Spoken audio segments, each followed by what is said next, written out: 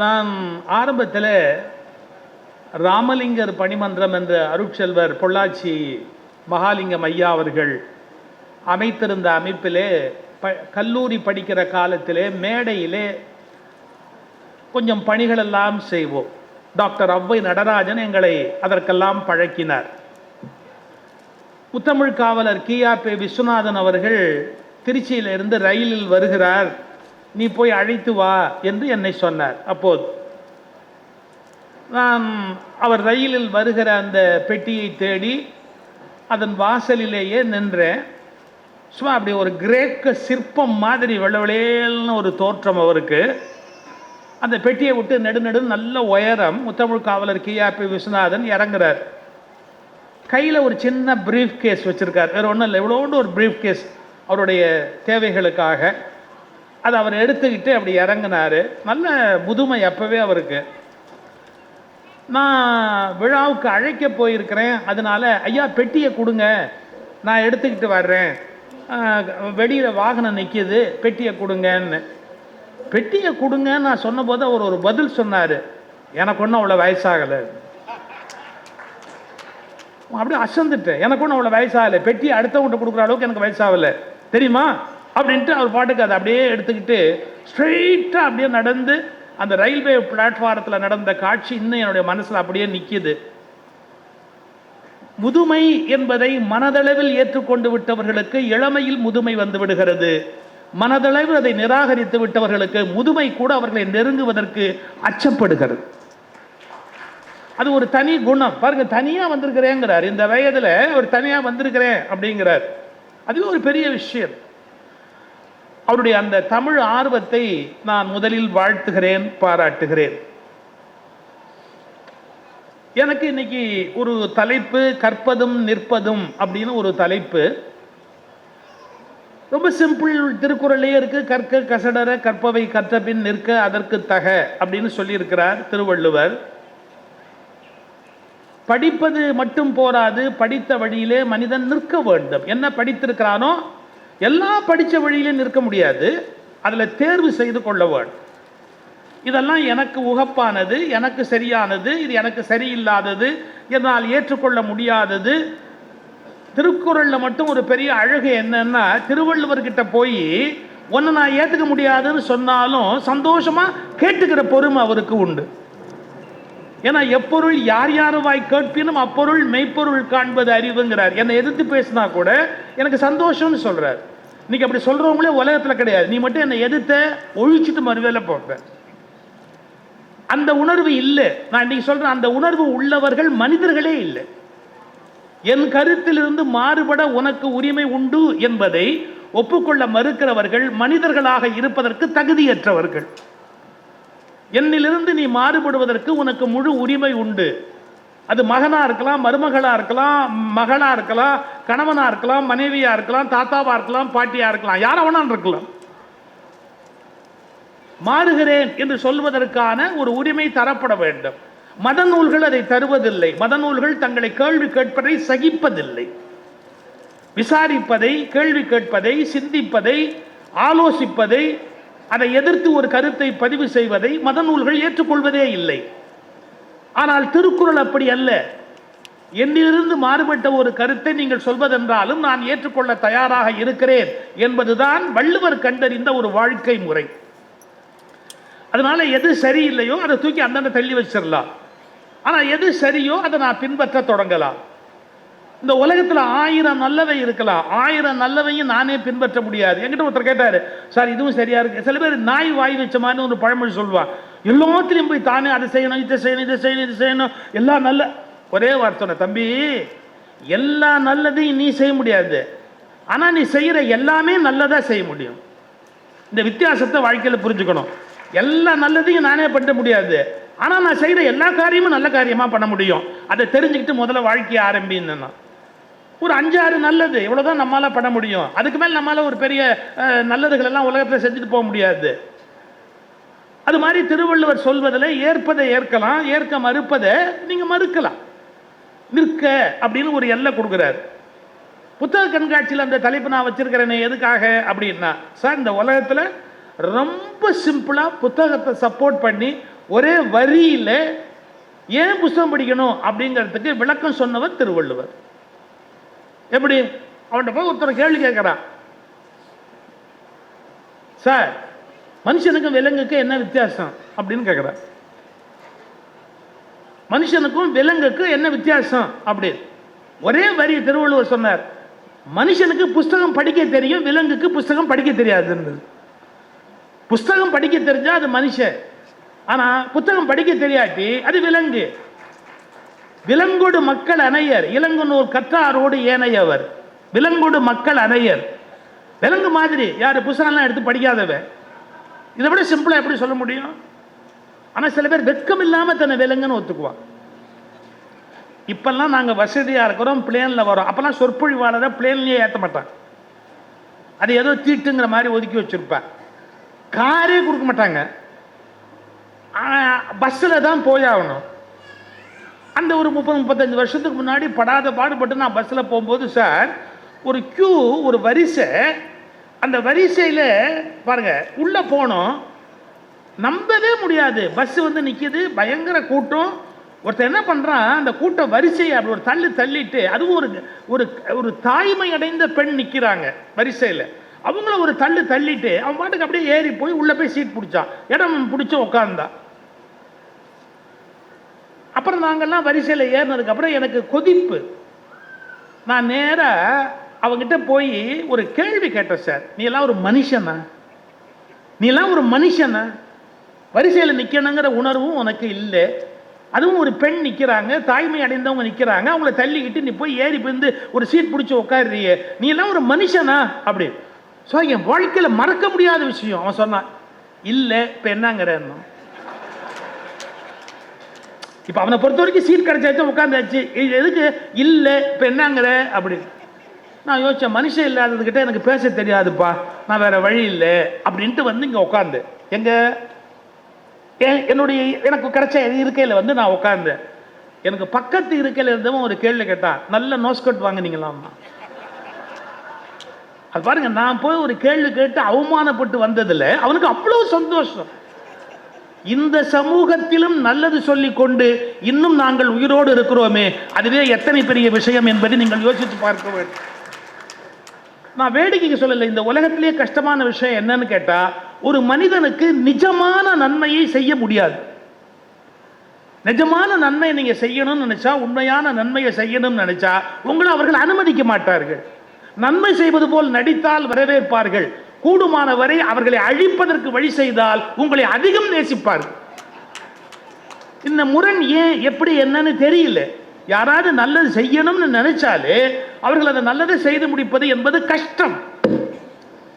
ஆனா திருவள்ளுவர் உலகத்துக்கு நல்லது சொல்ல, நல்லா படிப்பா, படிச்சதுக்கு அப்புறம் அது வழியில நில்லுப்பா, கற்க கற்ற வழியில் நிற்க, அதான் கற்பதும் நிற்பதும். புத்தக கண்காட்சி எதுக்கு வச்சிருக்கிறாங்க? அலங்காரத்துக்கா? இலங்கு நூல் கல்லாதாரோடு ஏனையவர், அதாவது இலங்கு நூல் கற்றவரோடு ஏனையவர். அதாவது படிக்கணும், ஒரு நூலை படிச்சா போராது, அதை வந்து உள்ள மனதுக்குள்ள வாங்கணும். எங்களுடைய அடிகளார் அவர்கள் ரொம்ப அழகா சொல்வாரு, பழைய அடிகளார் அவர்கள், என்னன்னா சாப்பிட்றது பெருசு இல்லப்பா, சாப்பிட்றதுல ஒரு பெரிய சாதனை இல்லை, சாப்பிட்றது செரிக்கணும் இல்லை. சில பேருக்கு செரிக்கவே செரிக்காது, சில பேருக்கு ஒரு ஆச்சரியமான கிரைண்டர் சார் அது. என்னன்னா எது போட்டாலும் வித்தின் 10 minutes அரைச்சி தள்ளிட்டு அடுத்தது அப்படின்னு கேட்கும். அது ஏதோ கோயம்புத்தூர் கிரைண்டர் இல்லை, அது ஏதோ ஒரு இன்டர்நேஷனல் கிரைண்டர் யாரோ ஒருத்தர் பண்ணி அது உள் செட் பண்ணியிருக்கிறா, அது தனி. சில பேருக்கு அது ஒரு பெரிய யோகம். ஆனா நீ சாப்பிட்றது முக்கியமே இல்லை, அந்த சாப்பிட்ட உணவு உள்ள போய் அது உன் உடம்புல எலும்பா நரம்பா ரத்தமா அது தனித்தனியா பிரிஞ்சுக்குது, என்னென்னவா போய் சேரணுமோ அத்தனையுமா மாறணும். இது வந்து ஒரு ஒண்டர்ஃபுல் மெஷின்.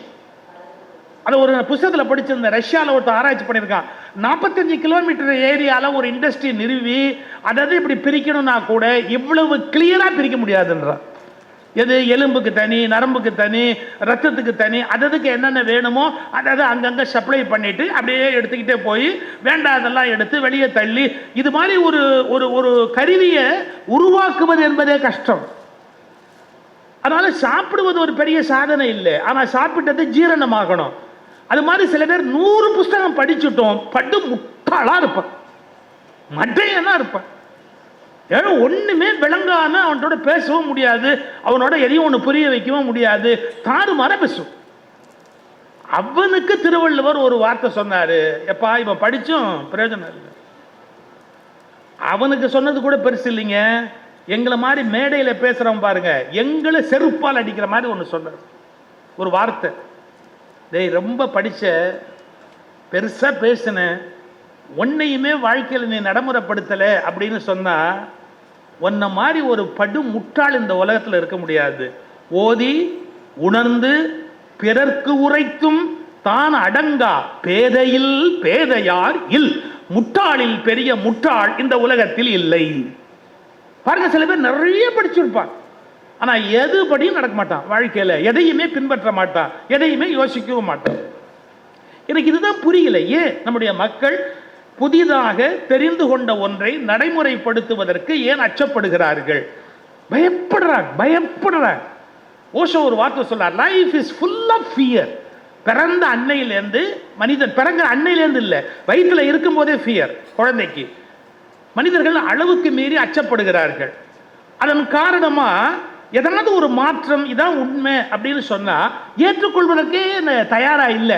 இருக்கலாம் சார், அதெல்லாம் இருக்கலாம் சார், ஆனால் நாம ஒன்றும் பண்ண முடியாது சார், அது அப்படியே ஏதோ இவ்வளவு வருஷம் இருந்தோம், அப்படியே நாம அப்படியே போய் சேர்ந்துடலாம். ஏன் மாத்தினா என்ன, கொஞ்சம் மாறி சிந்திச்சா என்ன, இது தவறுங்கிறத புரிந்து கொண்ட வாழ்க்கையை மாற்றிக்கொண்டா என்ன, குறைஞ்சா போகுது சார். இந்த 2022 ஜூலை 19 ஒரு ஹைகோர்ட் ஜட்ஜ்மெண்ட் இருக்கு. 2022 ஜூலை 19 ஒரு ஹைகோர்ட் ஜட்ஜ்மெண்ட். சேலத்தில் ஒரு கோயில் இருக்கு, அதுக்கு பேரே பாருங்க, தலைவெட்டி முனியப்பன் கோயில்னு பேரு. தலைவெட்டி முனியப்பன் கோயில் அப்படின்னு அந்த கோயிலுக்கு பேர் இருக்குது. ஒரு 10-12 வருஷமா கேஸ் நடந்து ஹெச்ஆர்என்சி டிபார்ட்மெண்ட்டுக்கும் அந்த வேற ஒரு குழுவுக்கும் பெரிய கேஸ் நடந்து கடைசியாக ஹைகோர்ட்டில் ஜட்ஜ்மெண்ட்டு 2 ஜட்ஜஸ் பெஞ்சு உட்காந்து அவங்க நேராக இன்ஸ்பெக்ஷனுக்கே போய் அந்த கோயிலே எல்லாத்தையும் பார்த்துட்டு ஜட்ஜ்மெண்ட் போட்டாங்க. என்ன தெரியுங்களா, அது தலைவெட்டியும் இல்லை, அது முனியப்பனும் இல்லை, புத்தர். இந்த உலகத்தில் தலைக்குள்ள ஏதாவது வேணும்னு ஆசைப்பட்ட ஒத்த மனுஷன் புத்தர். அவரை தலைவெட்டி முனியப்பனா நம்மால் ஆக்கிட்டார். அப்புறம் அங்க என்னென்ன வெட்ட முடியுமோ எல்லாம் வெட்டுறா யாரு, புத்தருக்கு.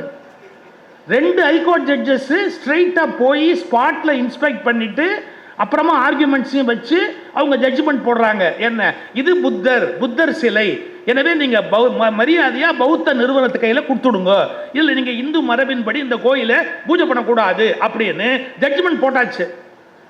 பேசாம கொடுத்துட வேண்டியதானே. நம்மளால் அதுக்கும் தலைப்பா கட்டி அதுக்கு மேல என்ன பண்ண முடியுமோ அத்தனையும் பண்ணி முடியாது பட. நீ என்ன பெரிய ஹைகோர்ட்ல உட்காந்து சொன்னாப்புல கேட்கணுமா, நாங்க சுப்ரீம் கோர்ட் சொன்னாலே கேட்க மாட்டோம், அப்புறம் ஹைகோர்ட் சொன்னா எப்படி கேட்போம் அப்படின்னு கடைசியா அவங்க கெஞ்சி, அந்த பௌத்த அமைப்பு கெஞ்சி, பௌர்ணமியாவது எங்களுக்கு விடுங்கடா. ஏன்னா புத்தருக்கு எல்லாமே பௌர்ணமி, வாழ்க்கையில எல்லாமே பௌர்ணமியில் தான் நடந்தது அவருக்கு வரிசையா. அதனால பௌர்ணமி ரொம்ப விசேஷமான ஒரு இதாக கருதுவார்கள் பௌத்த மரபினர்கள். அவங்க கேட்குறாங்க, பௌர்ணமி எங்களுக்கு விடுன்னு. கடைசியாக கோர்ட்லேருந்து ஆர்டர் போட்டாங்க, பௌர்ணமிக்கு முதல் நாள் இரவு அவங்கக்கிட்ட ஒப்படைச்சோன்னும் அவங்க அந்த பூஜையை பண்ணுவாங்க. அப்புறமா அதை முடிஞ்சு இரவுக்கு மேலே தான் அந்த கோயிலை அவங்கக்கிட்ட ஒப்படைப்பாங்க. அது வரைக்கும் நீங்கள் யாரும் அவங்கள ஒன்றும் தொந்தரவு பண்ணக்கூடாதுன்னு. நம்மளால என்ன பண்ணிட்டான், முதல் நாள் கோயிலுக்கு போனவன் கோயிலை விட்டு வெளியே போல, ராத்திரி முழுக்க அங்கே உட்காந்துக்கிட்டான். அவங்க உள்ள வர முடியாது, இல்லை ராத்திரி உள்ள வரக்கூடாது, ராத்திரி 12 மணிக்கு அப்படின்னு உள்ள உட்காந்துக்கிட்டு அவங்களே ஏற்கனவே பௌத்தர்கள், அடித்தடியில் இறங்க முடியாது, அவங்கள உள்ளேயே விடலை. கடைசி வரைக்கும் அவங்கள முடியவே இல்லை. இன்னைய வரைக்கும் ஹைகோர்ட்டோடைய ஆர்டரை எக்ஸிக்யூட் பண்ணவே முடியல அந்த இடத்துக்குள்ள. எத்தனை வருஷம் ஆச்சு, 2022 ஜட்ஜ்மெண்ட். நான் ஒன்று சொல்லட்டுமா, என் மதத்துக்கு ஒரு அநியாயம் இழைக்கப்பட்டால் அதை என்னுடையதாக ஆக்குவேன் என்று சொல்லுவதை போல, நான் இன்னொரு மதத்துக்கு அநியாயம் இழைத்திருந்தால் அதை சரி செய்வேன் என்று சொன்னால் மட்டும்தான் சரியான நாகரிகம் வளர்ந்திருக்கிறது என்று பொருள். எனக்குன்னா ஒரு நியாயம், அவனுக்குன்னா ஒரு நியாயம். என் மதத்துக்கு ஒண்ணுன்னா நான் கத்துவேன், அதுவே நான் தப்பு பண்ணியிருந்தா அதை கண்டுக்காம அப்படியே போவேன்னா தப்பு இல்லையா? அதை யாரும் கேள்வி கேட்க மாட்டாங்களா, யோசிக்க மாட்டாங்களா? இந்த எண்ணம் வரும், என் மதம்னா எல்லாமே கரெக்டு, ஆனா அடுத்த மதத்துக்கு நான் அநியாயம் பண்ணியிருந்தேன் அப்படின்னு சொன்னா என்னை திருத்திக்கவே மாட்டேன் அப்படின்னா அது எந்த வகையோட நியாயமா என்ன முடியும்? நான் இன்னொரு மதங்களை குறை சொல்றதுக்காகவோ விமர்சனம் பண்றதுக்காகவோ சொல்லல. ஸ்ரீரங்கம் கோயில் திருப்பணியே திருமங்கையாழ்வார் பண்ணாரு, கரெக்ட். நாகப்பட்டினத்தில் இருக்கிற புத்தர் தங்க சிலைய அவர் திருடிட்டு வந்து தானே பண்ணாரு. நாகப்பட்டினத்தில் இருந்த புத்த விகாரத்தில் இருக்கிற புத்தருடைய தங்க விக்கிரகத்தை திருடிட்டு வந்து, திருடலாமா? அது நீங்க எந்த கடவுள் பேரால சொன்னாலும் திருட்டு நியாயமாயிடுமா? நம்ம அதெல்லாம் யோசிக்கிறது இல்லை. மனசாட்சி இதுதான் எனக்கு வருத்தம். நிறைய படிக்கிறாங்க, ஆனா தன்னை திருத்திக்க மாட்டேங்கிறாங்க. அடமெண்டா நிக்கிறாங்க, ஃபெனட்டிக்கா நிக்கிறாங்க. நான் சொன்னதே சரி அப்படின்னு பேசுறாங்க. இப்போ நான் ஒரு மதத்து மேல மட்டுமே ஒரு விமர்சனம் வைக்கிறேன்னு பொருள் அல்ல. இஸ்லாத்திலும் எனக்கு உடன்பாடு இல்லாத எவ்வளவோ கருத்து உண்டு, கிறிஸ்துவத்திலும் எனக்கு உடன்பாடு இல்லாத எவ்வளவோ கருத்துக்கள் உண்டு. அதில் நான் படிக்கிற போது சிந்திக்கிற போது என்னால் ஏற்றுக்கொள்ள முடியாத கருத்துக்கள் கிறிஸ்துவத்திலும் உண்டு, இஸ்லாத்திலும் உண்டு. ஆனால் நான் ஒன்றில் தெளிவாக இருக்கிறேன், அவற்றை விமர்சிக்கிற உரிமை எனக்கு இல்லை. அது அடுத்த வீட்டு விஷயம். அடுத்த வீட்டு விஷயத்தில் நான் தேவையானால் இனிப்பு வாங்கி கொடுக்க முடியுமே ஒழிய அவர்கள் வீட்டுக்குள் போய் சண்டை போட முடியாது. அதில் அவர்களில் யார் சரியான அறிவாளிகளோ அவர்கள் சண்டையை போட்டுக் கொள்ள வேண்டும். நான் போய் இதில் தலையிட முடியாது. ஆனால் என்னுடைய வீட்டில் ஒரு பிரச்சனை வருகிற போது அதில் நான் தலையிடுவது என்பது தவிர்க்க முடியாதது. இந்த உணர்வு நமக்கு வரல. நான் மட்டும் சார் சுதந்திரத்தை பற்றி ஒரு டெஃபனிஷன் நான் சுதந்திர தின விழாவில் பேசும்போது ஜி டிவியில் சொன்னேன். என்னை யாரும் அடிமையாக்க கூடாது என்பது மட்டும் சுதந்திரம் அல்ல, நானும் யாரையும் அடிமையாக்க மாட்டேன் என்று கற்றுக்கொள்வதுதான் உண்மையான சுதந்திரம். நான் அடிமைத்தனத்துக்குத்தான் எதிரியாக இருக்கிறவனே ஒழிய யாரோ ஒருவனை எனக்கு அடிமையாக வைத்துக் கொண்டு சுதந்திர தின விழா கொண்டாடினால் என்னை விட மோசமான நபர் இந்த உலகத்தில் இல்லை. நம்ம என்ன நினைக்கிறோம், நான் யாருக்கு அடிமையா இருக்க மாட்டேன், ஆனா எனக்கு 2 பேர் அடிமையா இருக்கணும் அப்படின்னு நினைச்சா அது எப்படி பண்பாடோடு சேர்ந்தது? ஏன்னா தன்னெஞ்சு அறிவது பொய்யற்க, பொய்த்த பின் தன்னெஞ்சே தன்னை சுடும். மனத்துக்கண் மாசியில நாதல் அனைத்து அரண். முதல்ல உன் மனசாட்சியை கேளு, நீ சரியா இருக்கியா, நீ பண்றது சரியா, இந்த காரியம் பண்ணலாமா, நம்ம இந்த மாதிரி ஒரு தவறை செய்யறமே அது நியாயமா, எல்லாத்தையும் யோசிக்கணும். நான் எதற்காக இந்த கருத்தை சொல்றேன்னா, நான் மற்ற மதங்களுடைய எல்லா செயல்களும் நியாயம் என்று ஏற்றுக்கொள்ளவில்லை. எனக்கு சில கருத்து வேறுபாடு உண்டு. நான் மதமாற்றத்தை ஒப்புக்கொள்ளுகிறவன் இல்லை, பெண்ணடிமைத்தனத்தை ஒப்புக்கொள்ளுகிறவன் இல்லை.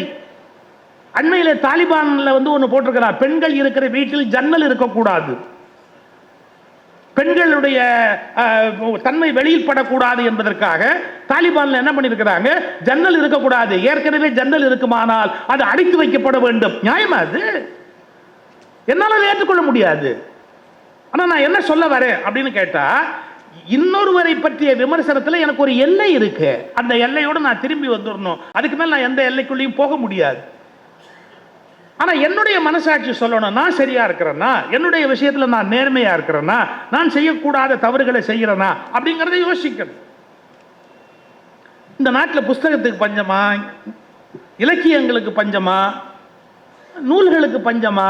எல்லாம் படிக்கிறோம், மனப்பாடம் பண்றோம், ஒப்பிக்கிறோம், எல்லாம் பண்றோம். எதையுமே நம்ம லைஃப்ல எடுத்துக்கிறது இல்லைன்னா எப்படி வாழ்க்கை மாறும்? நீங்க இதை படிச்சிருப்பீங்களோ படிக்கல, ராமானுஜர் வாழ்க்கை வரலாறு படிச்சிருந்தீங்கன்னா தெரியும். சிற்பி பாலசுப்ரமணியத்தினுடைய புஸ்தகம் அருமையான புஸ்தகம். கலைஞரும் எழுதியிருக்கிறாரு ராமானுஜருடைய வாழ்க்கை வரலாறு. குமாரவாடி ராமானுஜாச்சாரியார் எழுதியிருக்கிறாரு. இன்னும் ஒரு 10-20 பேர் ராமானுஜருடைய வாழ்க்கையை ரொம்ப அழகா நல்ல ரொம்ப அருமையான முறையில் எழுதியிருக்கிறாங்க. சிற்பி பாலசுப்ரமணியம் கொஞ்சம் விரிவாக எழுதியிருக்கிறார். அது ஒரு பக்கம் இருக்கட்டும். ஒரு சம்பவம் சொல்கிறேன் கேளுங்க.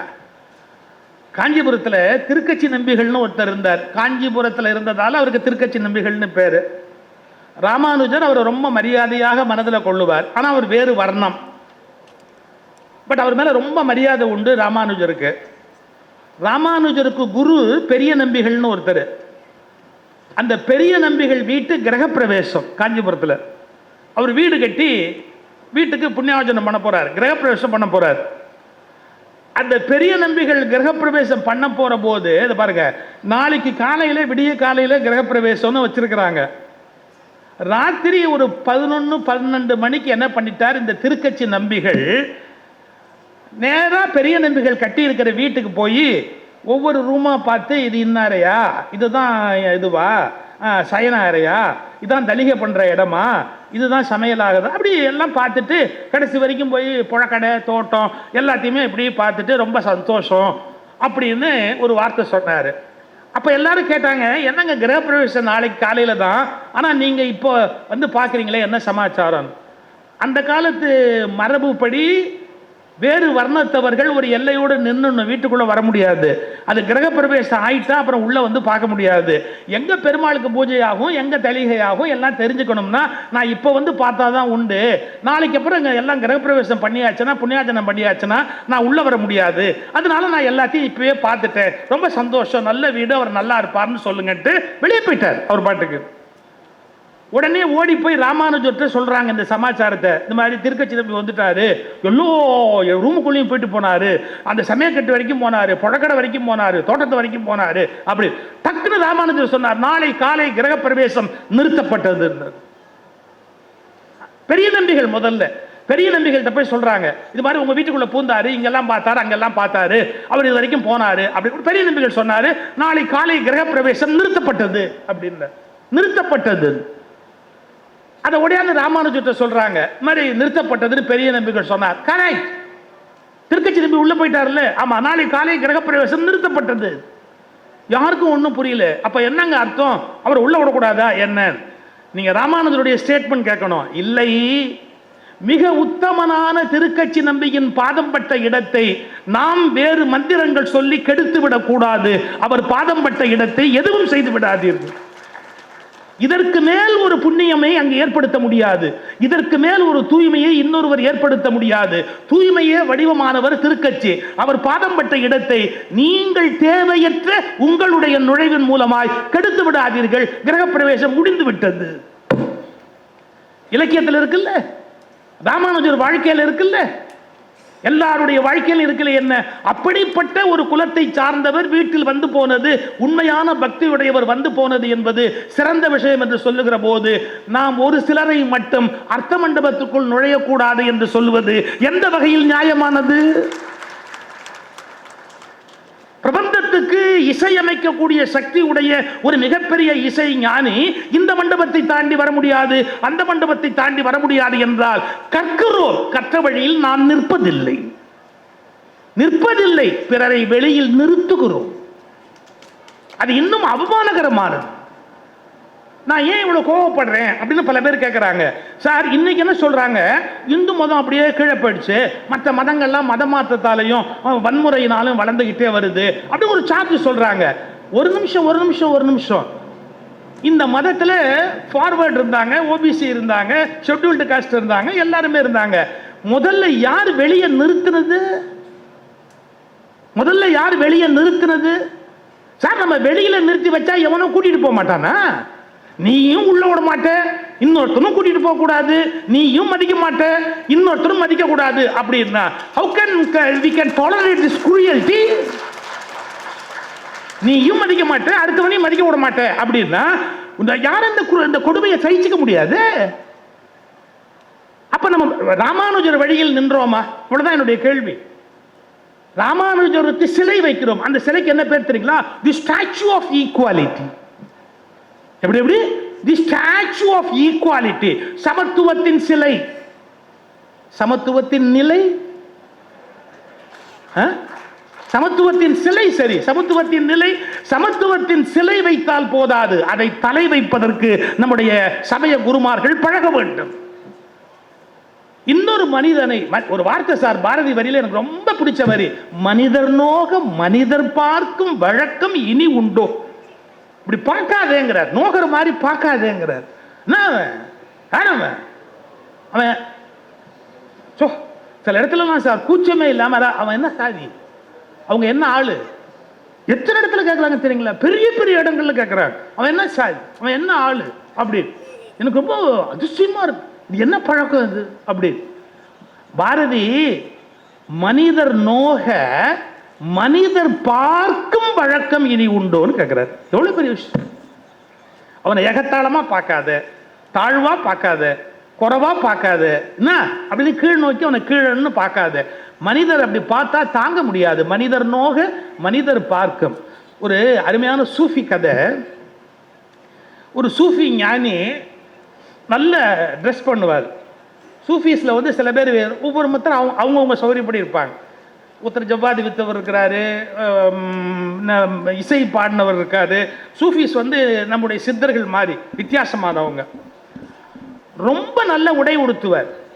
உங்களுக்கு சரியாக புரிஞ்சுக்கணும்னா எப்படி இந்த ஓஷோ காஸ்ட்லியாக ஒரு ட்ரெஸ் போடுவாரோ அது மாதிரி, இல்லை ஓஷோக்கு அப்புறம் நம்ம நித்யானந்தா எப்படி ட்ரெஸ் பண்ணுவாரோ அது மாதிரி. அவர் கோல்டுலேயே பண்ணுவார், இவர் கொஞ்சம் வேறு மாதிரியான ட்ரெஸ் எல்லாம் பண்ணுவார். இந்த சூஃபி ஞானி நல்ல ட்ரெஸ் பண்ணிட்டு பாருங்களேன். அப்படி போகும்போது ஒரு நாய் படுத்துருக்குது, ஒரு தெரு நாய் படுத்துருக்குது. அந்த தெருநாயை பார்த்த உடனே அவர் ஒரு அருவருப்பாக ஒரு அலட்சியமாக அந்த நாயை எப்படி பார்த்துட்டு, இது பாருங்க இந்த துணி பற்றக்கூடாதுன்னு தன்னுடைய துணியை அப்படி உயர்த்தி பிடிச்சிக்கிட்டு அந்த நாய் மேலே பற்றக்கூடாதுன்னு ஒரு அருவருப்பாக ஒரு பார்வை பார்த்துட்டு அந்த பக்கம் போனார். டக்குன்னு அந்த நாய் கூப்பிட்டுது, 1 minute. நீங்கள் நாயெல்லாம் பேசுமாலாம் கேட்காதீங்க, பேசுகிறவெல்லாம் நாயான்னு கேட்காதீங்க, கதை தானே. நாய் பேசிச்சு, என்ன கேட்டு தெரியுங்களா? 1 minute. இப்போ ஒரு பார்வை பார்த்தி அதுக்கு என்ன அர்த்தம்? அப்படியே ஒரு அருவருப்பாக ஒரு பார்வை பார்த்தி அதுக்கு என்ன அர்த்தம்?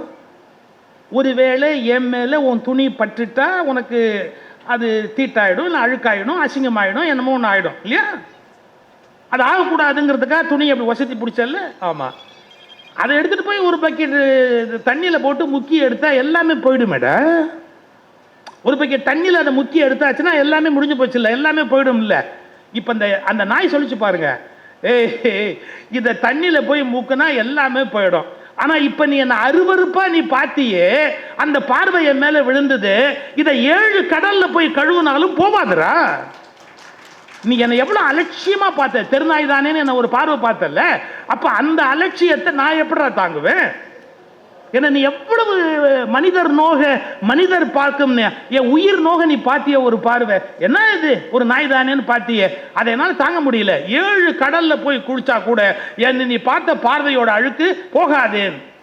டக்குன்னு அந்த ஞானி சரண்டர் ஆகிட்டார். நம்ம சித்தமழையார் புத்தகம் தான் எழுதியிருக்கிறேன், சேது சொக்கலிங்கம் போட்டிருக்கிற சித்தமழையார்னு ஒரு புத்தகம் இருந்து அதில் இந்த இன்சிடென்ட் எடுத்து போட்டிருக்காரு. மாணிக்க வாசகருடைய நாயேனை அப்படிங்கிறதுக்கு விளக்கம் எழுதும்போது இதை எழுதியிருக்கிறார். ஒரு நிமிஷம் பாருங்க, அந்த நாய் இப்படி சொன்ன உடனே இந்த ஞானி ஒரு நிமிஷம் அப்படியே சரண்டர் ஆகி, நான் தப்பு பண்ணிட்டேன், நான் தப்பு, உன்னை நான் அப்படி பார்த்துருக்க கூடாது அப்படின்னு சொல்லிட்டு அடுத்த வார்த்தை சொல்லிச்சு. அப்போது நீ எனக்கு அறிவுரை சொன்னேன்னா நான் இன்னும் கொஞ்சம் திருந்திடுவேன், நீ என்னோட குருவாயிர, எனக்கு குருவாக இருந்து வழிகாட்டேன். அது சொல்லிச்சு பாருங்க ஒரு வார்த்தை, உன்ன மாதிரி மட்டமான ஆளுக்கெல்லாம் நான் குருவாக இருக்கிற ஐடியா இல்லை.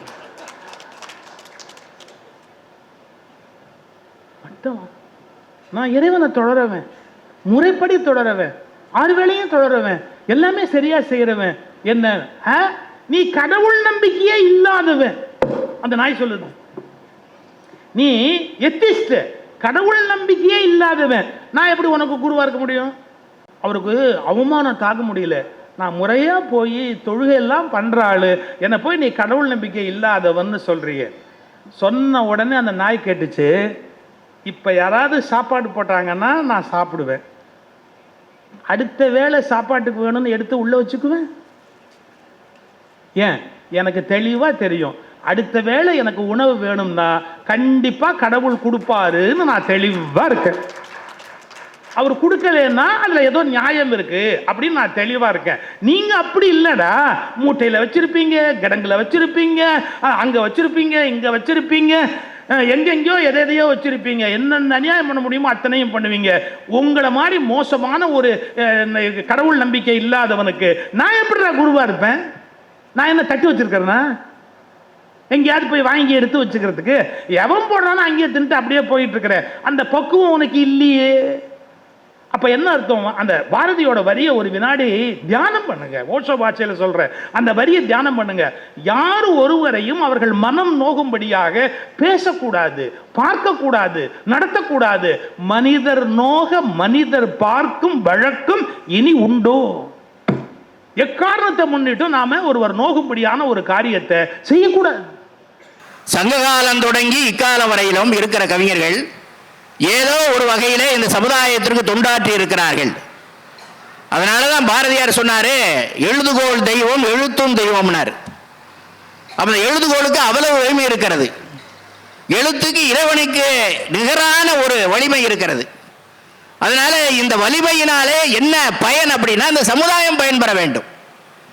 ஒரு காலத்தில் முடியாட்சி காலம் தாங்க. அந்த முடியாட்சி காலத்தில் கூட அந்த கவிஞர்கள் அந்த மன்னனுக்கு அறிவுறுத்துவதிலே கொஞ்சம் கூட தயக்கம் காட்டியதில்லை. ஒரு நிகழ்வு சொல்றேனே, அதுக்கு பின்னாடி வர்றேன். மற்ற ஏதாவது நடைமுறை கவிஞர்கள் எல்லாம் பின்னாடி வர்றேன். கரிகார் பெருவளத்தான் சோழ மன்னன் உங்களுக்கு நல்லா தெரியும். இந்த கரிகார் பெருவளத்தானுக்கும் பெருஞ்சேரலாதனுக்கும் போர் நடக்குது. போர் நடந்தா வெண்ணிப்பரந்தலைங்கிற இடத்துல போர் நடந்து கரிகார் பெருவளத்தான் இட்டு அம்பானது அவனுடைய மார்பிளை வாய்ந்து முதுகோலியாக போய்விடுகிறது. அந்த பெருஞ்சேரலாதன் என்ன செய்யறான், நம்முடைய வீரம் வந்துகிட்டு பல பேருக்கு தெரியாது, இருந்தாலும் புறத்திலே புண்பெறுவதுங்கிறது ஒரு வீரனுக்கு அழகல்ல. ஆகவே அந்த புறப்புண்ணுக்காக அவன் வடக்கிருந்து உயிர் விட்டு விடுகிறான். இப்ப என்னன்னா, அந்த வெண்ணிக்குயத்தியார் என்ற கவிஞர் என்ன செய்யறாரு, கரிகார் பெருவளத்தானுடைய சிறப்பைத்தான் சொல்ல வர்றார்.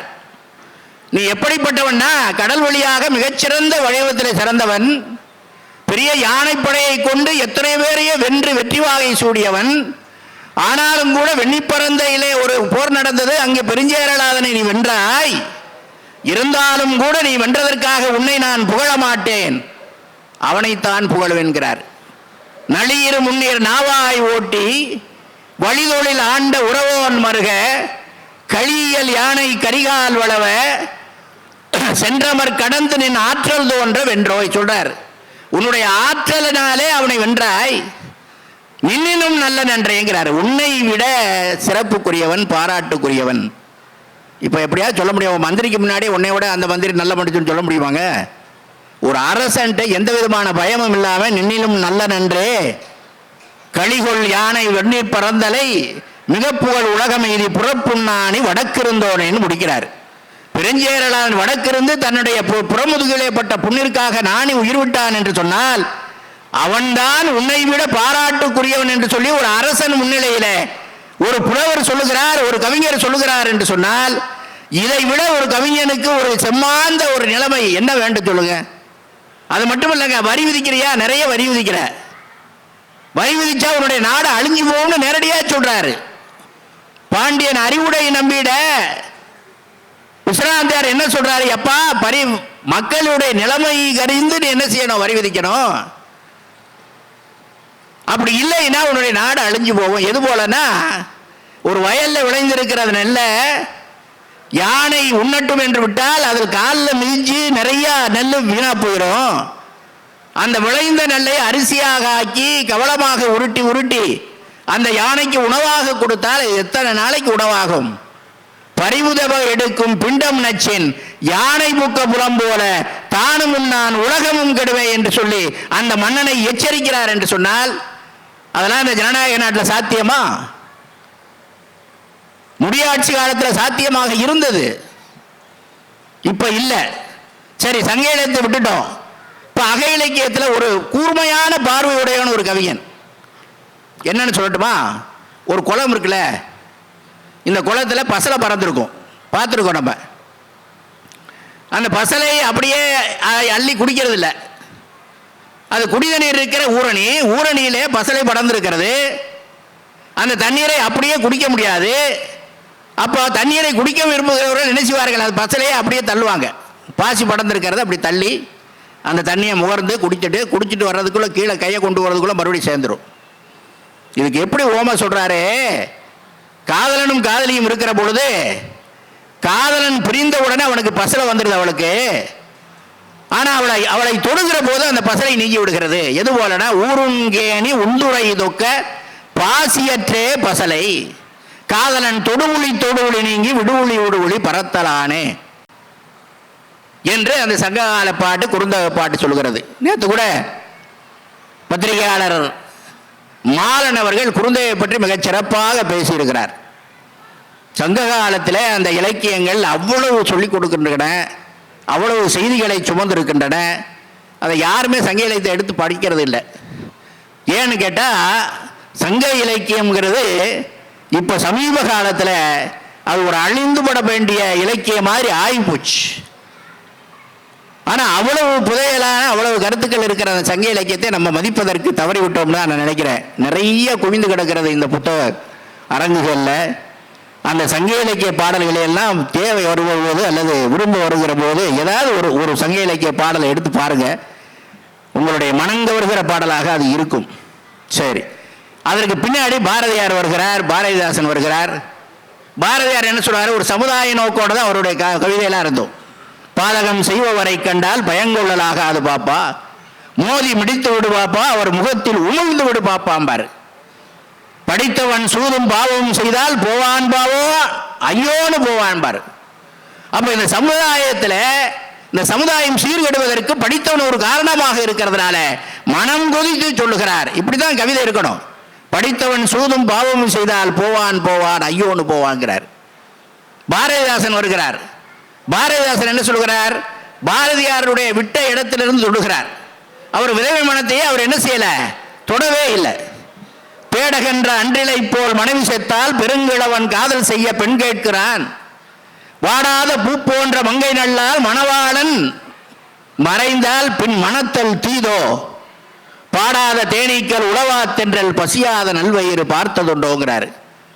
அந்த விதவையினுடைய அந்த துன்பத்தை, விதவைக்கு மறுமணம் கட்டாயமாக செய்ய வேண்டும் என்கிற அந்த கருத்தை வலியுறுத்துகிற நிலையில அவர் சொல்றார். அது மட்டும் இல்ல, தன்பெண்டு தன் பிள்ளை சோறு வீடு சம்பாத்தியமவை உண்டு, தான் உண்டு என்பவன் சின்னதொரு கடுகு போல் உள்ளம் கொண்டவன் வரிசையா உள்ளத்தை அடுக்கிட்டு கடைசியில் சொல்றாரு, தூய உள்ளம் தாயுள்ளம் தனிநன்றோ இன்பம் வாங்கிய சண்டை இல்லை தன்னலந்தான் தீர்ந்ததாலே என்கிற தாயுள்ளத்தோடு எல்லோரும் வாழ பழகி கொள்ள வேண்டும். குருமலையை தொட்டாரு, சிரிப்பை பத்தி சொன்னாரு கவிஞர் அருநாகப்பன். சிரிப்பை பற்றி சொன்னாரு. உடுமலை நாராயண கவின்னு கேள்விப்பட்டிருப்பீங்க, இந்த பெரிய வயசானவங்களுக்கு எல்லாம் தெரியும். இந்த உடுமலை நாராயண கவி மிகச்சிறந்த சீர்திருத்த கருத்துக்களை தன்னுடைய கவிதைகள் மூலமாக திரைப்படங்கள் வாயிலாக பரப்பியவர். சிந்தித்த தெரிந்த மனித இனத்துக்கு சொந்தமான கையிருப்பு, பிற ஜீவராசிகள் செய்ய முடியாத செயலாகும் இந்த சிரிப்பு, இது சங்கீத சிரிப்புன்னு வரிசையா ஒவ்வொரு இனமா சொல்லிட்டே வருவார். அது மட்டும் இல்ல, காசிக்கு போனா கரு உண்டாகும்ன்ற காலம் மாறி போச்சு, இந்த ஊசியை போட்டா உண்டாகும் என்ற உண்மை தெரிஞ்சு போச்சுன்னு பாடுவார். அப்ப அறிவியலுடைய வளர்ச்சியை அந்த கவிஞன் மிக சிறப்பாக எடுத்து சொல்லுகிறான் இல்லையா? இப்படி வரிசையா மருதகாசி, உடுமலை நாராயண கவி, தஞ்சை ராமையா தாஸ், அதற்கு பின்னாடி வந்த கவிஞர்கள் எல்லாம் மிகச்சிறந்த கருத்துக்களை சொல்லுகிறார். இப்ப ஒட்டுமொத்தமா இந்த கவிஞனுடைய கருத்து, மைய கருத்து என்னவாக இருக்கிறதுன்னு சொன்னா, இந்த சமுதாயத்தை பிளவுபடுத்துவதுன்னா பொருளாதாரம் தான், பணம் தான். யாரிடம் பணம் இருக்கிறது, அந்த பணம் எப்படி வந்தது, அதை பற்றி சிந்திக்காமல் பணம் இருக்கிறவன்ட்ட தான் இந்த சமூகம் மதிப்பும் மரியாதையும் தருகிறது. அதை ஒரே எனக்கு ரொம்ப ஆச்சரியமா இருந்துச்சு அந்த பாட்டை பார்க்கும்போது. அதாவது திருச்சி தியாகராஜன் ஒரு கவிஞர், அவர் செங்கமலத்தீவன், இந்த பழைய கொஞ்சம் வயசானவங்களுக்குலாம் தெரியும், செங்கமலத்தீவன் ஒரு படம், அதுல இது சம்பந்தம் இல்லாம அந்த பாட்டு வரும். அந்த பாட்டில் என்ன சொல்றாரு, எவ்வளவுதான் வந்துட்டு அவன் மோசமா காரியங்கள் செய்து பணம் சேர்த்தாலும் அவனைத்தான் இந்த சமுதாயம் மதிக்குது. நல்ல அறிவுடையவன் நல்ல நடக்கணும், இந்த சமுதாயத்தில் நல்ல பெயரை எடுக்கணும்னு நினைக்கிறவனுக்கு யாருமே எந்த முக்கியத்துவமும் தருவதில்லை. அது மட்டும் இல்ல, எந்த மிருகங்களாவது பட்டினியில செத்ததா வரலாறு கிடையாது. 75 ஆண்டுகளுக்கு மேல சுதந்திரம் பெற்றாலும் கூட இன்னும் பட்டினியில் சார்ந்து கொண்டிருக்கிறது இந்த மனித இனம் சொல்றார்.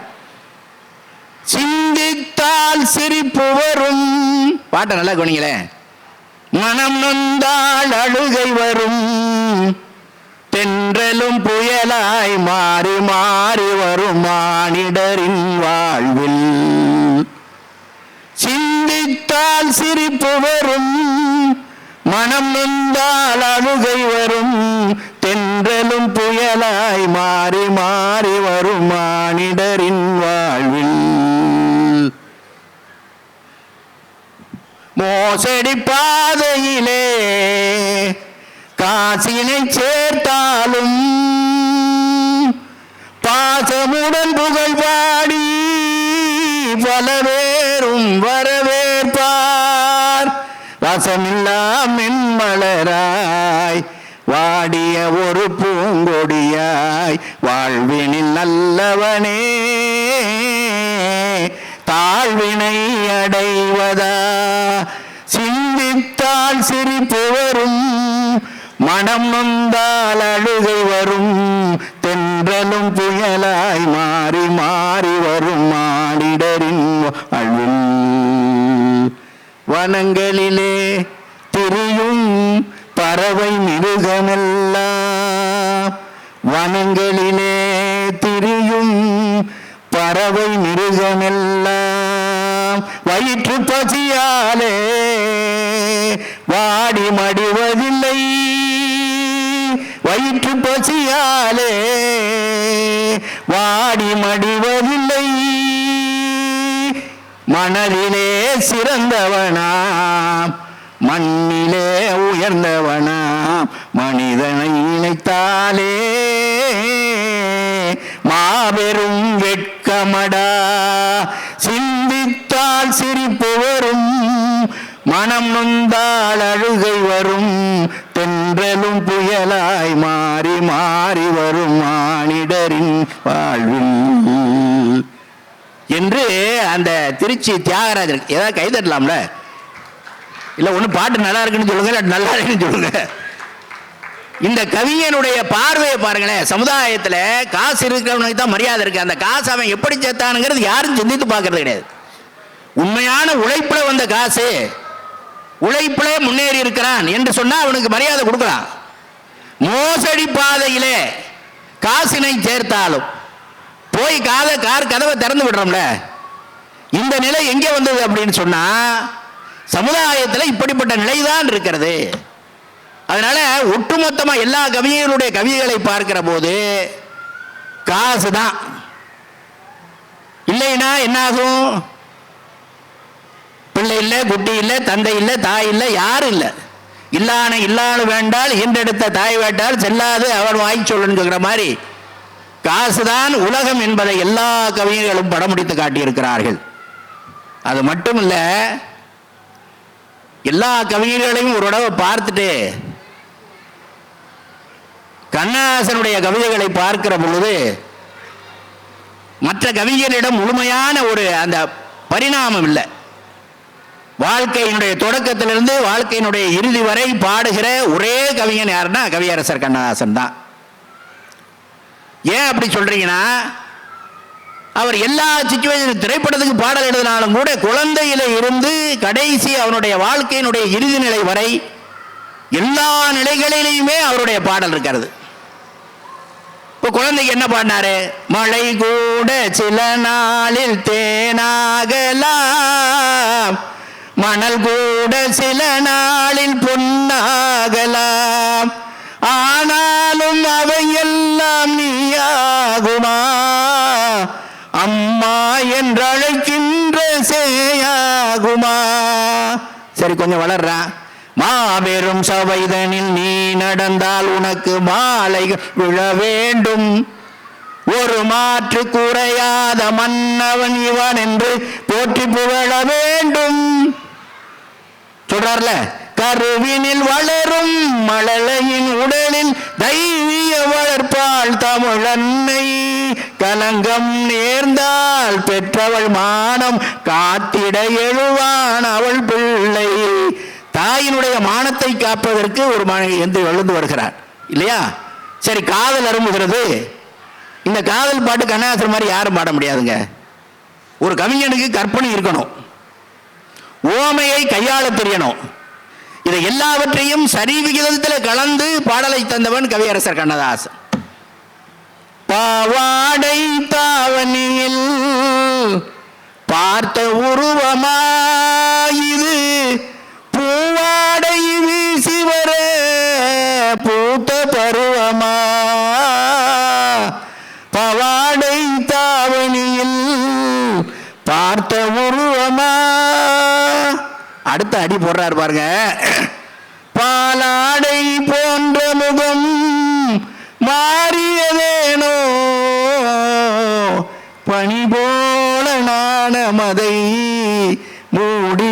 ஏனோ பனி போல நாணமதி. அது பாருங்க, அது கற்பனையே எப்படி கற்பனைங்க அது.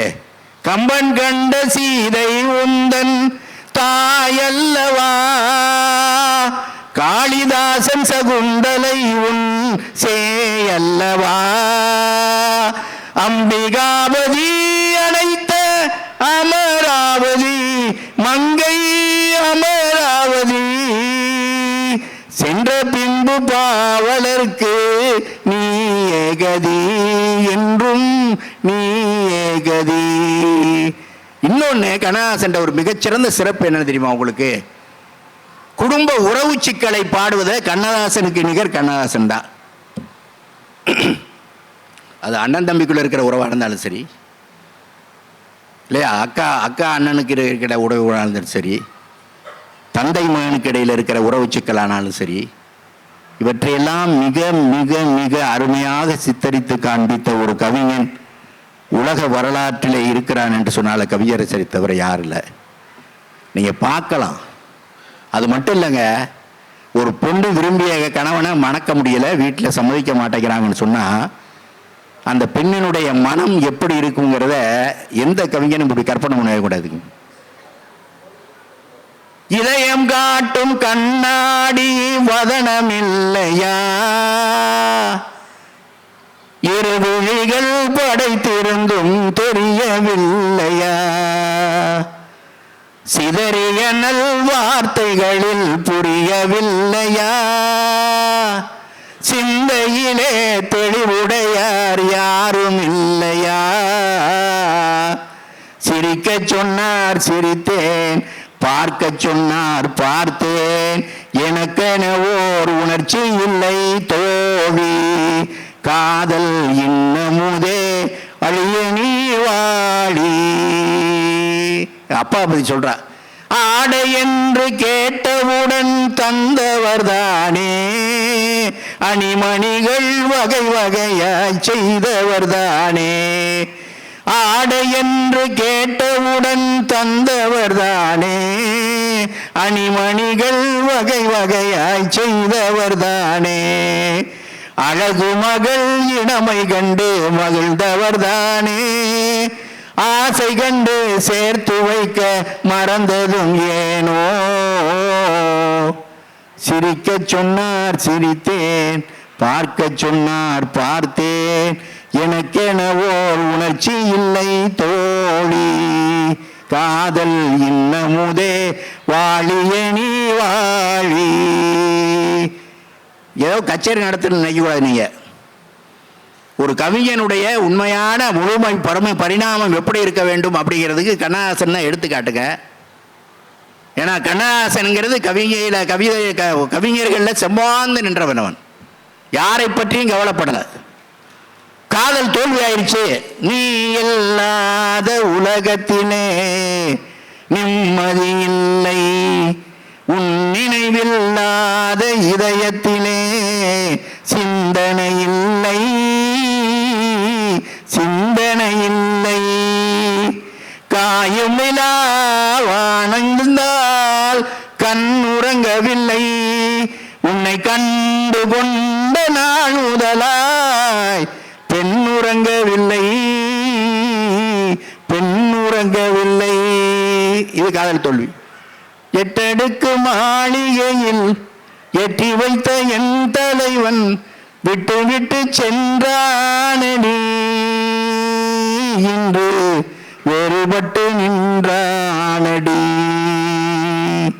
சரி, சகோதரர்களுக்குள்ள இருக்கிற அந்த சிக்கல் இருக்கு பாருங்க. இந்த சிக்கலை வந்துட்டு கண்ணதாசன் மாதிரி படம் முடிச்சு காமிச்சு யாரும் இல்லை. அண்ணன் என்னடா தம்பி என்னடா அவசரமான உலகத்திலே ஆசை கொள்வதில் அர்த்தம் என்னடா காசில்லாதவன் குடும்பத்திலே. காசு இல்லைன்னு சொன்னா அண்ணனுக்கு உறவு கிடையாது, தந்தை உறவு கிடையாது, தாய் உறவு கிடையாது. காசை மையமிட்டுத்தான் இந்த வாழ்க்கை என்ன உருண்டு ஓடிக்கொண்டிருக்கிறது. பெட்டை கோழிக்கு கட்டி சேவலை கட்டி வைத்தவன் யாரடா, அது 8 குஞ்சுகள் பெற்ற உடுத்தவுடன் சோறு போட்டவன் யாரடா, சோறு போட்டவன் யாரடா. அடுத்தடைய பாருங்களேன். எந்த கவிஞனும் அந்த உச்சியை தொட முடியாதுங்க. வளர்ந்த குஞ்சிகள் பிரிந்த போதிலும் வருந்தவில்லையே தாயடா, மனித ஜாதியில் துயரம் யாவுமே மனதினால் வந்த நோயடா, மனதினால் வந்த நோயடா. ஒரு குரங்கு மரத்தில் இருந்துச்சு. அந்த குரங்கு கீழே பார்த்துச்சு, கீழே ஒரு பாம்பு ஓடிக்கிட்டே போச்சு. அந்த பாம்பை ஏதோ விளையாட்டு காமிக்கணும்னு அந்த குரங்கு கீழே இறங்கி வந்து அந்த பாம்பை பிடிச்சி, பாம்பு நல்லா சுத்திக்கிச்சு கையில். சுத்தினா பயங்கரமா சீருது. கொஞ்ச நேரம் விளையாட்டு மாதிரி தெரிஞ்சு, அப்புறம் இது பயப்பட ஆரம்பிச்சிருச்சு. இது வர்ற அவசியம் பார்த்துட்டு எல்லா குரங்கும் வந்து கூடுச்சு, சுத்தி பார்க்குது. இப்படி சுத்திடுச்சு அப்படின்னு சீருது. அந்த குரங்கு வேலையை பார்த்து இது சீருது. அதனால இது ரொம்ப விஷமான பாம்பு, நாங்கள்லாம் இருக்க முடியாது அப்படின்னு எல்லா குரங்கும் அதை விட்டுட்டு போயிடுச்சு. காலையிலேருந்து சாயந்தரம் வரைக்கும் அந்த குரங்கு சாப்பிடல, ஒன்று சொல்லல, ஒரு மாதிரி மயக்கம் அதுக்கு. சரியா? இது சீறிக்கிட்டே இருக்கு, என்ன செய்யறதுன்னு தெரியல. அதுவே செத்து போகும், ஒரு குரங்கே செத்து போற நிலைக்கு வந்துருச்சு. அப்போ ஒரு ஆள் அந்த பக்கம் ஒரு ஞானி மாதிரி வந்தார். வந்த உடனே இப்போவாது நம்மளை காப்பாத்துறதுக்கு யாரோ வர்றாங்க போல் இருக்கு அப்படின்னு அந்த குரங்கு நினைச்சிச்சு. அவர் பக்கத்தில், அந்த குரங்கு பக்கத்தில் வந்து என்ன சொன்னாரு, ஏய் கையை சுத்திச்சுல உதறி விடு அப்படின்னு சொன்னாரு பாருங்க. இந்த குரங்கு சொல்லிச்சு, உதறி விட்டா கடிச்சு விடும்ல. கடிச்சு விடுமா? பாம்பு செத்து ரொம்ப நேரம் ஆச்சு தெரியுமா உனக்கு அப்படின்ட்டு அவர் வாட்டில் போயிட்டாரு.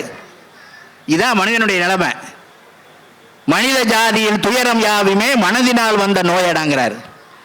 இந்த அடியெல்லாம் யாராலையும் போட முடியாதுங்க, இது கண்ணதாசன் மட்டும்தான் முடியும். அது மட்டும் இல்லை, இன்னொன்று சொன்னாரு, யாரை நம்பி நான் பிறந்தேன் போங்கடா போங்க, என் காலம் காலம் வென்றுவிடும் வாங்கடா வாங்கம்பாரு இல்லையா? குளத்திலே தண்ணி இல்லே, கொக்கும் இல்லே, மீனும் இல்லே, பெட்டியிலே பணம் இல்லே, பெத்த புள்ள சொந்தம் இல்லையம்பாரு. பணம் இருந்தா பணம் இருந்தா தான், பணம் தான் உலகத்தை ஆட்டு வைக்கிறது, பணம் தான். சரி, அப்ப என்னதான் இதுக்கு விடிவு காலம் அப்படின்னா, ஒரு சமரசத்துக்கு வந்துடணும். இருந்தாலும் சரி இல்லாவிட்டாலும் சரி என்ன செய்யணும் அப்படின்னா, மனசை நிம்மதியாக வச்சுக்கணும். ரொம்ப பணம் வந்ததுன்னா ரொம்ப ஆடவும் கூடாது, பணம் இல்லைன்னா வருத்தப்படவும் கூடாது. இப்படிப்பட்ட சமநிலை வந்துருச்சுன்னா நிச்சயமா என்ன செய்யலாம், நம்ம ரொம்ப வாழ்க்கையில சந்தோஷமா இருக்கலாம். ஏன்னா பிறக்கிற புத்தாண்டு எல்லாருக்கும் ஒரு மகிழ்ச்சிகரமான ஆண்டா இருக்கணுங்கிறது தான் எல்லோருடைய விருப்பமும் கூட. அதனால ரொம்ப பேரை காணும், ஏன்னா புத்தாண்டு கொண்டாட போயிட்டாங்க போல் இருக்கு. கண்ணதாசனுடைய கதை மாஸ்டர் பீஸ் என்னன்னு கேட்டீங்கன்னா, கடைசியில் சொல்றார், ஆடிய ஆட்டம் என்ன, தேடிய செல்வம் என்ன, திரண்டதோர் சுற்றம் என்ன, கூடு விட்டு ஆவி போனால் கூடவே வருவதென்ன, வீடு வரை உறவு, வீதி வரை மனைவி, காடு வரை பிள்ளை, கடைசி வரை யாரோ, கடைசி வரை யாரோ, வீடு வரை உறவு, வீதி வரை மனைவி, காடு வரை பிள்ளை, கடைசி வரை யாரோ. மனுஷன் சந்தோஷமா இல்லை வாழ்க்கையில? பிறக்கும் போதும் அழுகின்றாய், இறக்கும் போதும் அழுகின்றாய், ஒரு நாளேனும் துயரம் இல்லாமல் சிரிக்க மறந்தாய் மானிடனே. சிரிக்க மறந்து வாழ்ந்து கொண்டிருக்கிறோம். ஏன்னா இன்பமும் துன்பமும் மாறி மாறி வர்றது தானே. காலம் என்பது கரங்கு போல் சுழன்று மேலது கீழாய் கீழது மேலாய் வரும், சுந்தரபிள்ளை சொல்லுவார். இந்த வாழ்க்கைங்கிறது அப்படி அப்ஸ் அண்ட் டவுன்ஸ் இருந்துகிட்டே தான் இருக்கும். அதான வாழ்க்கை. இன்பம் யாவுமே துன்பமாகுமே இதுவான் வாழ்வின் அனுபவமேன்னு பாடுவார் ஒரு கவிஞர். இன்பம் யாவுமே துன்பமாகுமே இதுதான் வாழ்வின் அனுபவமேன்னு பாடுவார். அதனால எல்லாம் என்ன செய்யணும் அப்படின்னு சொன்னா, ஓரளவுக்கு பையன் இப்ப சரியில்லையா பரவாயில்ல, அதனால ஒண்ணும் இல்லை. மனைவி சரியில்லையா பரவாயில்ல, அதனால ஒண்ணும் இல்லை. ஏன்னா கணவன் மனைவிக்கு இருக்கிற உறவை, நல்ல மனைவி நல்ல கணவன், நல்ல மனைவி நல்ல பிள்ளை, நல்ல குடும்பம் தெய்வீகம் அவர் தான் பாடுவார்.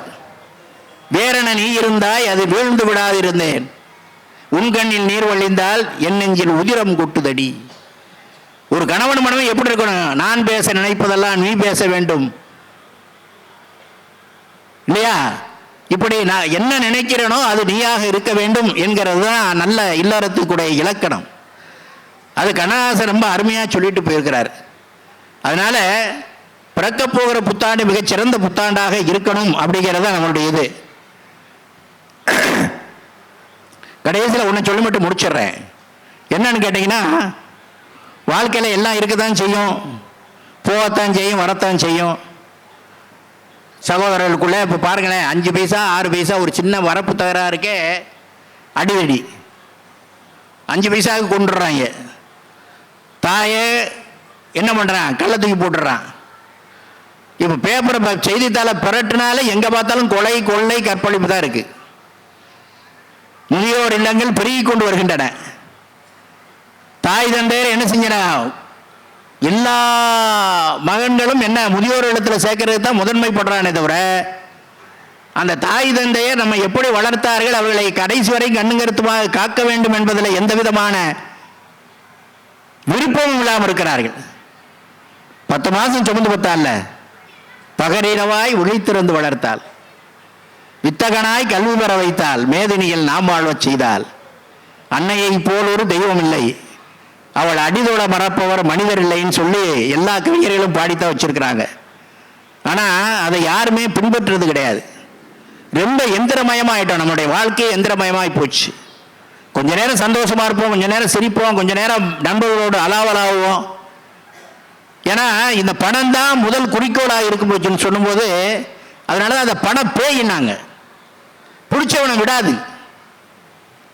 பண பேயின்னு சொல்றது அதான். பணம் வேண்டும் தான் வாழ்க்கைக்கு. ஏன்னா பொருள் இல்லாருக்கு இவ்வுலகம் இல்லைனாரு திருவள்ளுவரே சொல்லி போயிருக்காருல்ல.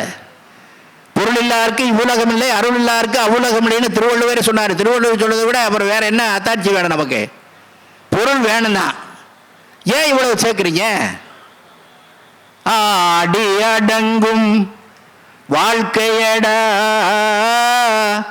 ஆரடி நிலமே சொந்தமடா,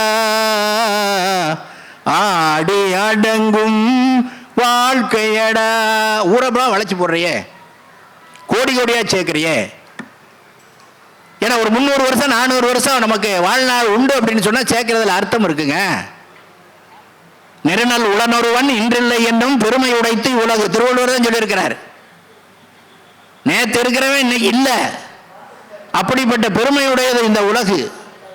ரொம்ப அருமையா திருவள்ளுவர் சொல்லியிருக்கிறார். ஊரெல்லாம் கூடி ஒக்கல் அழுதிட்டு பேரணி நீக்கி பிணம் என்று பெயரிட்டு சூறையிடும் காட்டிட கொண்டு போய் சுட்டிட்டு நீரினில் மூழ்கி நினைப்பொழிந்தார்களே. அவ்வளவுதான் எல்லாச்சே. அது வரைக்கும் தத்துவமா பேசிட்டு பணத்தை முன்னாடி தூக்கிட்டு போயிட்டு இருப்பாங்க. எவ்வளவு சம்பாதிச்சார், என்னத்தை கொண்டு போனாரு, என்னையா காசு, என்னையா பணம், சேர்த்து வச்சு என்னையா செய்ய போறோம் அப்படின்னா பெரிய தத்துவமா பேசிட்டு போவாங்க. ஊரில் ஒரு முங்கி எந்திரிச்ச உடனே என்ன அவன் என்ன வட்டி கொடுக்காம இருக்கான்மா, அடுத்த நிமிஷமே அது மாறிடுது பாருங்க. மனிதனுடைய மனநிலை எப்படி இருக்கிறதுங்கிறத ரொம்ப அருமையா படம்பிடிச்சு காமிச்சது கண்ணதாசன் தான், வேற யாரும் கிடையாது. அதனால என்ன செய்யுங்க, வாழ்க்கைனா பல சிக்கல்கள் இருக்கத்தான் செய்யும். வாழ்க்கை என்றால் 1000 இருக்கும், வாசல் தோறும் வேதனை இருக்கும். வாழ்க்கை என்றால் 1000 இருக்கும், வாசல் தோறும் வேதனை இருக்கும். வந்த துன்பமும் எது என்றாலும் வாடி நின்றால் ஓடுவதில்லை, வாடி நின்றால் ஓடுவதில்லை. எதையும் தாங்கும் இதயம் இருந்தால் இறுதி வரைக்கும் நிம்மதி நிலைக்கும். மயக்கமா கலக்கமா மனதிலே குழப்பமா வாழ்க்கையில் நடுக்கமா.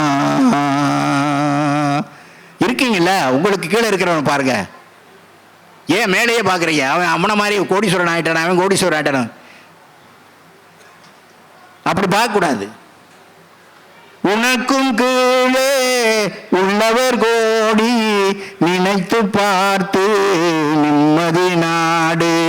மயக்கமா கலக்கமா மனதிலே குழப்பமா வாழ்க்கையில் நடுக்கமா.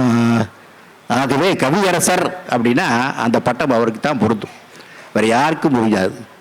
அதான் செம்மான்னு சொல்லுவார், கவிஞன் யானோர் காலக்கணிதம் கருப்பொடு பொருளை உருப்பட வைப்பேன், புவியில் யானோர் புகழுடை தெய்வம், பொன்னினும் விலை மிகு பொருளின் செல்வம், இவை சரியென்றால் இயம்புவது என்றொழில், இவை தவறாயின் எதிர்ப்பதன் வேலை, ஆக்கல் அழித்தல் அழித்தல் இம்மூன்றும் அவனும் யானுமே அறிந்தவை அறிக, செல்வர்தம் தழியில் சிறைப்பட மாட்டேன், பதவி வாளுக்கு பயப்பட மாட்டேன், பாசம் மிகுத்தேன் பற்றுதல் முகுத்தேன், ஆசை தருவன் அனைத்தும் பற்றுவேன், உண்டாயின் பிறர் உண்ணத் தருவேன், இல்லாயின் எமர் இல்லம் தட்டுவேன், வண்டாய் எழுந்து மலர்களில் அமர்வேன், வாய்ப்புறந்தேனை ஊர்ப்புறம் தருவேன், பண்டோர் கம்பன் பாரதிதாசன் சொல்லாதன சில சொல்லிட முனிவேன், புகழ்ந்தால் என்னுடல் புல்லரிக்காது, இறந்தால் என் மனம் இறந்து விடாது, வளமார் கவிகள் வாக்கு மூலங்கள், இறந்த பின்னாலே எழுதுக தீர்ப்பு, கல்லாய் மரமாய் காடு மேடாக மாறாது இருக்கையான் வடவிலங்கல்லன், மாற்றம் எனது மானிட தத்துவம், மாறும் உலகின் மகத்துவம் அறிவேன், எவ்வவை தீமை எவ்வவை நன்மை என்பது அறிந்தே ஏகுமென் சாலை, தலைவர் மாறுவர் தர்பார் மாறும் தத்துவம் மட்டுமே அட்சய பாத்திரம், கொள்வோர் கொள்க குறைப்போர் குறைக்க உள்வாய் வார்த்தை உடம்பு தொடாது, நானே தொடக்கம் நானே முடிவு, நான் உரைப்பதுதான் நாட்டின் சட்டம் என்று சொல்லி மிகச்சிறந்த கவிதாபுரத்தை நிறுவிவிட்டு சென்றிருக்கிறான் கண்ணதாசன். ஆகவே கவிஞர்கள் இந்த சமுதாயத்திற்கு ஏதோ ஒரு வகையில கடன் பெற்றிருக்கிறார்கள், இந்த சமுதாயம் நன்றாக வாழ வேண்டும் என்று நினைத்திருக்கிறார்கள், இந்த சமுதாயத்தை முன்னேற்ற வேண்டும் என்ற எண்ணம் அவருடைய உள்ளத்திலே எழுந்திருக்கிறது என்று சொல்லி நல்லதொரு வாய்ப்பு அளித்த பப்பாசி நிறுவனத்தாருக்கு என்னுடைய நன்றியை பாராட்டி நிறைவு செய்கிறேன். நன்றி, வணக்கம்.